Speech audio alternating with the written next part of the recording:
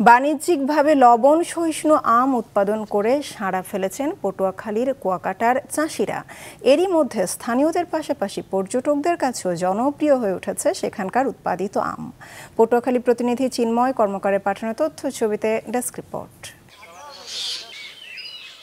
দেখে মনে হবে রাজশাহীর কোনো আম বাগান, অথচ উপকূলীয় জেলা পটুয়াখালীর কুয়াকাটার লবণাক্ত মাটিতেই গড়ে উঠেছে এমন বাগান, যা এরই মধ্যে বেশ সাড়া ফেলেছে।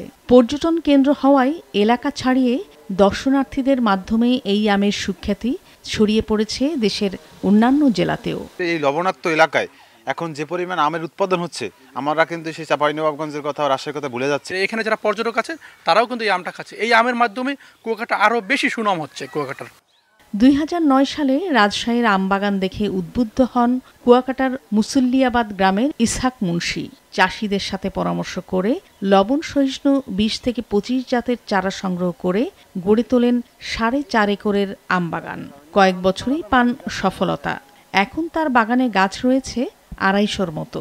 মিয়াজাকি, সূর্যডি, কিউজাই, ব্যানানা ম্যাঙ্গো, এইসব প্রজাতির নতুন বাড়ি 11 দেশি সহ কলমের প্রায় 20 থেকে 25 প্রজাতির আম আছে এখন আমার বাগানে।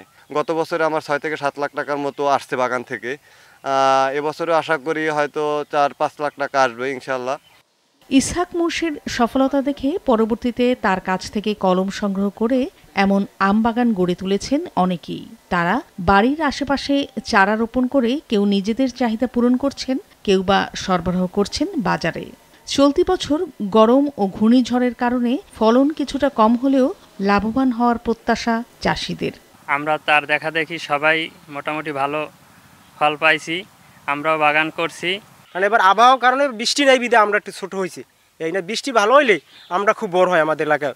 আমাদের এলাকায় টুরিস্ট আসে, তারাও নিয়ে ভালো আনন্দ পায়। কোনো পোকা নাই, মিষ্টি আম।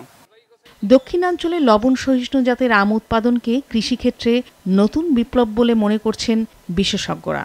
যদি আমরা আরও এই ভালো ফল পেতে চাই, তাহলে অবশ্যই এই আম চাষের প্রভাব এবং এর বিস্তার আরও ছড়িয়ে দিতে হবে।